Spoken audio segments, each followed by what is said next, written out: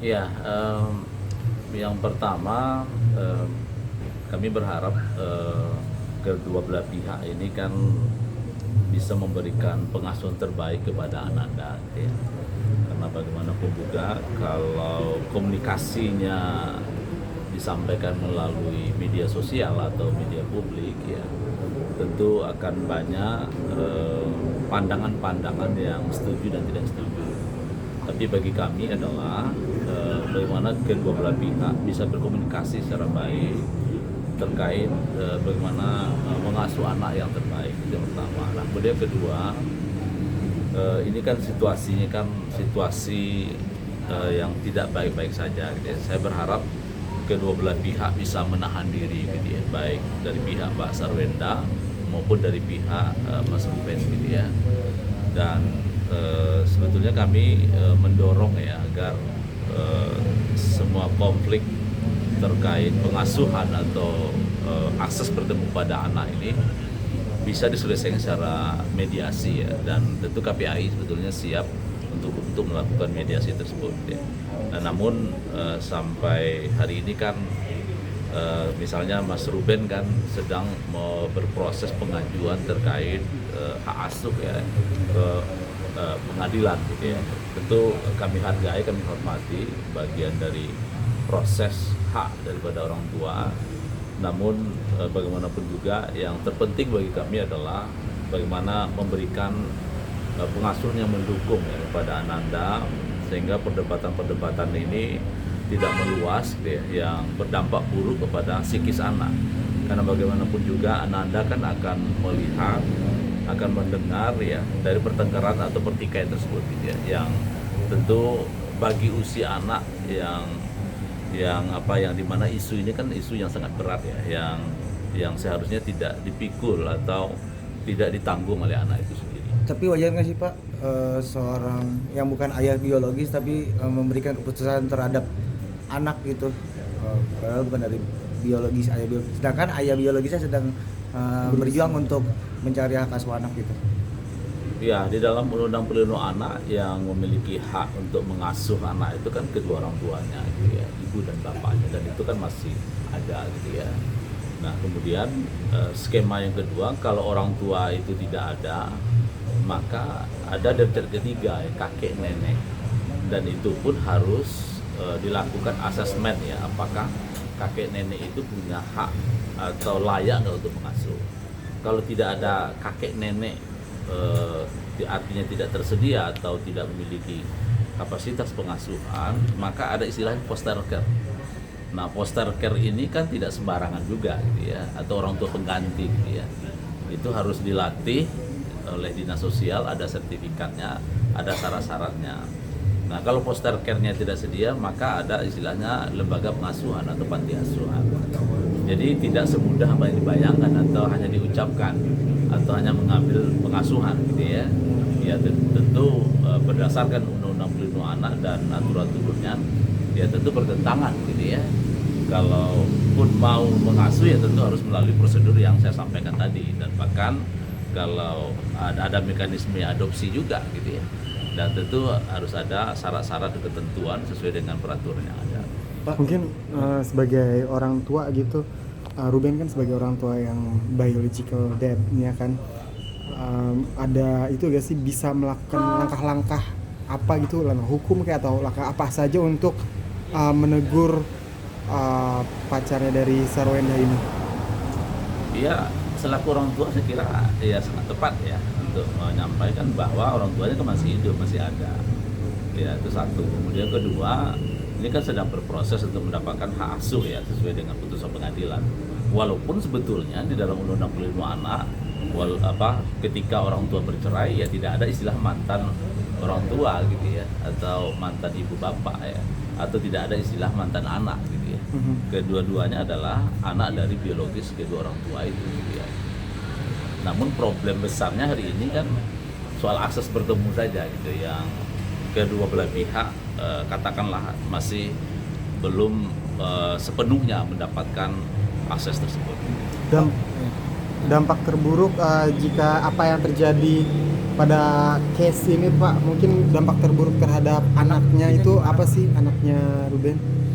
Ya dampaknya yang pertama tentu kelekatan dan kedekatan pengasuhan anak kepada orang tuanya itu bermasalah ya.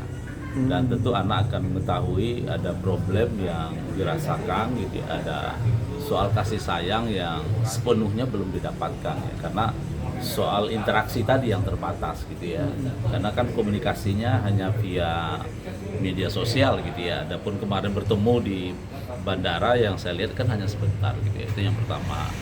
Nah kemudian yang kedua tentu ini akan anak menjadi bingung ya, karena yang dia tahu orang tuanya adalah Mas Ruben dan Mbak Sarwenda gitu ya. Adapun orang tua lain ya tentu apalagi pacar ya, tentu harus dijelaskan dengan bahasa lain, bukan bahasa orang tua gitu ya. Kecuali memang pacar ini sudah menikah misalnya ya, tentu statusnya adalah orang tua tiri gitu ya, atau bapak tiri gitu ya. Nah itu dikenal dalam undang-undang pernikahan atau undang-undang perkawinan kita gitu ya. Nah jadi saya berharap jangan mengaburkan konsep keluarga gitu ya. Karena kan keluarga Indonesia itu kan pasangan bapak ibu gitu ya, atau anak dari seorang ibu gitu ya, dan ada prosedur menikah dan seterusnya. Nah saya berharap ini tidak menjadi kabur. Berarti Bang, anak tuh bisa berubah nggak sih Pak stigmanya dengan seperti itu Pak, kejadian seperti ini gitu Pak? Karena kan kalau dari orang tua kandung kan bisa memberikan mendidik yang ibaratnya hal yang wajar terhadap anak gitu Pak. Mungkin apakah ini bisa merubah stigma anak Pak atau gimana Pak? Ya kalau stigma tidak ya, tapi yang muncul pada diri anak adalah sebetulnya anak itu kan ingin dekat dengan orang tuanya, ibu dan bapaknya, tapi hal demikian kan tidak dilakukan gitu ya. Karena kan interaksi anak itu kan sebetulnya butuh kasih sayang, kedekatan dan kelekatan gitu ya. Jadi semua upaya informasi yang mengaburkan, semua informasi yang katakanlah menjauhkan anak kepada orang tua ya tentu tidak dibenarkan gitu ya. Jadi saya mohon ya kedua orang tua dan termasuk juga keluarga besar gitu ya, bagaimanapun juga anak itu punya hak dekat dengan orang tuanya, dan begitu juga sebaliknya, orang tua berkewajiban, punya tanggung jawab ya untuk memastikan bagaimana lingkungan anak ini memang betul-betul mendapatkan lingkungan yang dengan tumbuh kembang yang baik ya. Maka prinsip-prinsip perlindungan anak itu harus menjadi pedoman kita ya, prinsip kepentingan terbaik bagi anak gitu ya, kemudian prinsip tumbuh kembang anak ya, prinsip non diskriminasi, dan juga prinsip suara anak, karena anak-anak seusia ini usia demikian itu kan betul bisa diajak diskusi, misalnya bagaimana pandangan dia kepada orang tuanya, tapi pandangan ini jangan dipublikasi gitu ya, harus ada misalnya psikolog yang independen yang menyatakan pandangan tersebut, sehingga hasil psikolog independen ini atau psikolog yang bersertifikat ini bisa memberikan rekomendasi kepada orang tua. Karena beberapa kasus-kasus anak yang kami lihat dari dampak perceraian, problem sesungguhnya sebetulnya berada di orang tua, bukan di anak ya. Anak kadang-kadang jadi tameng saja gitu ya dari situasi-situasi konflik. Himbauan apa sih yang mungkin bisa berikan oleh KPAI untuk mungkin ke Sarwenda yang masih membiarkan Gio gitu bertindak seolah-olah gitu orang tua dari anak-anaknya Ruben? Ya, himbauan kami yang pertama, bagaimana pengasuhan kasih sayang kepada anak ini kan tetap diberikan oleh kedua orang tuanya yang sah gitu ya, baik Mas Ruben maupun Mbak Sarwenda gitu ya. Dan tentu ini butuh waktu untuk memberikan itu ya, bukan sekedar kata-kata gitu ya, diberikan kesempatan lah gitu ya, untuk apakah akses bertemu, berinteraksi gitu ya, karena kebutuhan anak itu kan bukan sehari dua hari, dan bahkan terus bertumbuh dan berkembang gitu ya, semakin usianya bertambah itu kebutuhannya semakin bertambah juga. Itu yang pertama. Kemudian yang kedua ya, saya mohon ya untuk tidak saling meruncing situasi ini gitu ya, karena yang rugi dari situasi yang perdebatan tajam ini adalah anak itu sendiri.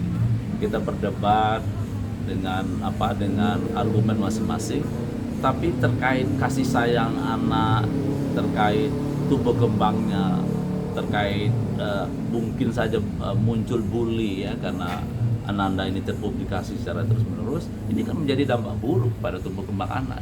Nah ini nih yang bagi kami ini yang lebih penting gitu ya, daripada perdebatan-perdebatan yang tidak ada ujungnya itu ya. Nah kemudian yang ketiga, tentu kami mohon netizen ya untuk terus mendukung ya agar tumbuh kembang anak ini kan bisa berjalan secara baik. Pak, terakhir mungkin apakah perlu pendampingan psikolog terhadap anak Pak untuk sekarang ini terhadap anak-anaknya Saroda dan Ruben? Iya, kalau memang dibutuhkan ya tentu kami bersedia ya untuk merekomendasikan kepada lembaga layanan gitu ya untuk melihat situasi itu gitu ya.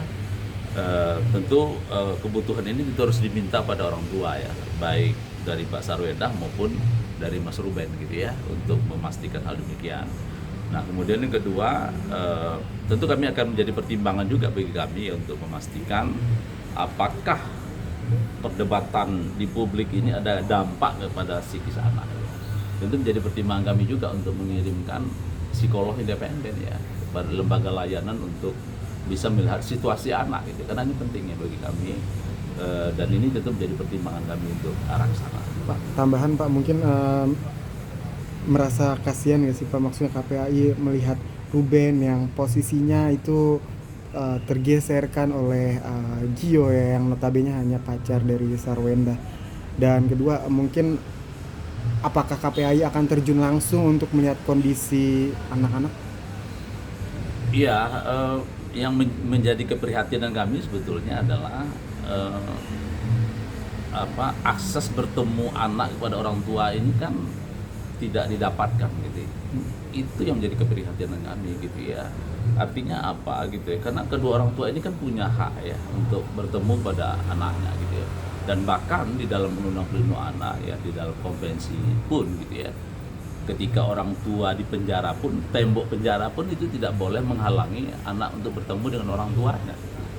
Nah, begitu pentingnya gitu. Nah kemudian yang kedua ya tentu saya berharap ya Ananda ini menjadi perhatian kita bersama gitu ya terkait tumbuh kembang ya, karena semakin ini diumbar ke publik, kemudian pemberitaannya semakin meluas ya tentu dampak kepada psikis anak pasti akan menjadi dampak yang tidak baik. Terjun langsung atau? Ya sebetulnya kami sudah terjun ya.